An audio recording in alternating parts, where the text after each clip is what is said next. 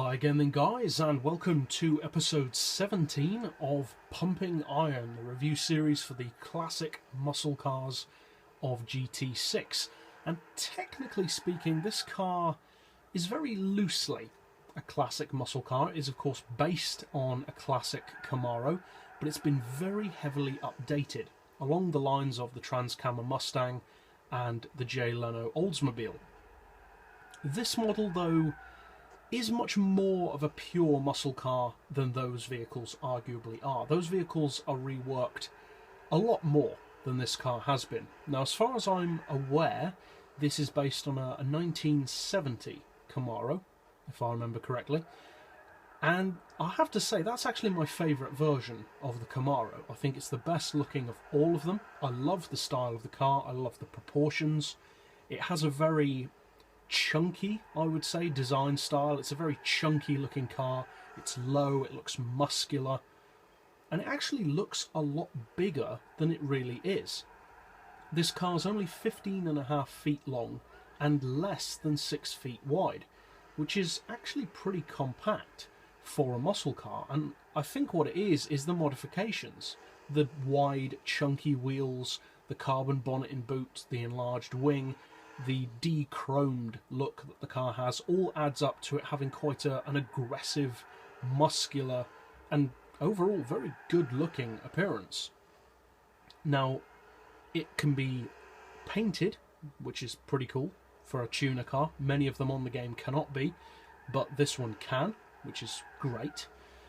And being a pre-tuned vehicle, it is, like many of the others, especially the pre-tuned muscle cars, pretty expensive. It's a 750,000 credit car, which puts it as a direct price rival to the Trans-Cam Mustang, and also, more importantly, arguably, the Red Devil, which is of course also a Camaro, but of a different generation.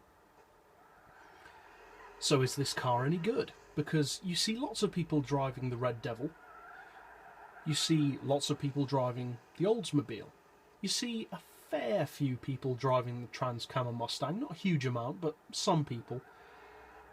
You only see one or two people here or there driving the Pozzi Camaro. So, is it worth the money? Are you just better off buying a normal Camaro? Because of course you can get a premium model Camaro without spending that much money, or you could just buy the Red Devil for the same price and get a lot more power. So is this car really worth that, and is it worth taking your attention away from what could appear to be perfectly decent rivals? Well, I would say yes, but in very specific ways.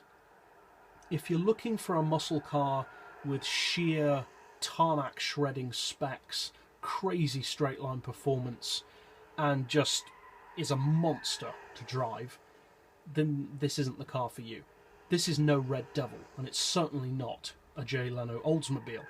This is a much more, I would say, refined tuner car compared to them. Now, it's certainly not slow in a straight line.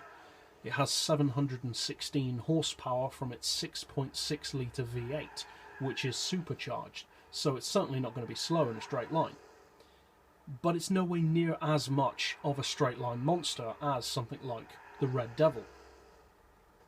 Top speed wise, you're looking at around the 230-235 mile per hour region, so like I said, not quite as quick as you might expect, especially for a premium model tuner car, especially one of its price. The acceleration though is very good, especially off the line for a muscle car, and the best thing by far I would say about this car is its track potential. Because it's all well and good having a 1,000 horsepower Red Devil or a 1,200 horsepower Jay Leno Oldsmobile, but you try getting those cars to go around a track, and it's a workout. You have to either restrict their power significantly, or just forget about keeping up with rivals with similar power. This car is brilliant around the track.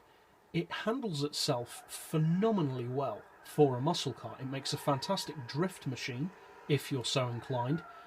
It makes a pretty good short distance drag car, and the handling as I say, overall it's very good. It handles itself extremely well, partially due to the fact that unlike many of the normal muscle cars, which cannot have increased tyre size, this car does have very wide tyres. And it's kind of dumb that we still can't do things like that on Gran Turismo, because what's the point in having a 700 horsepower muscle car if you've got bicycle tyres essentially on the back? You can't get that power to the road efficiently without those kind of upgrades. This car does have those upgrades. It has the fat, sticky tyres that you need to get 700 horses down effectively. And as a result, although of course you can get it to step out around corners, it can at the same time be a much, much better and far superior all-round track machine than almost any other muscle car in the game, I would say. I'm not saying it's the best handling muscle car in the game, but I'm definitely saying it's one of them. Is it worth 750 grand? Well, it's kind of a show car, so you do have to take that into account. For performance, as I said, it depends what you're looking for. As a straight line machine, no. Around the track though, definitely. So, if you're looking for something a bit different to the more obvious choices in the muscle car class, it's a pretty interesting one to go for. And I'll see you guys next time. So as always, thanks for watching.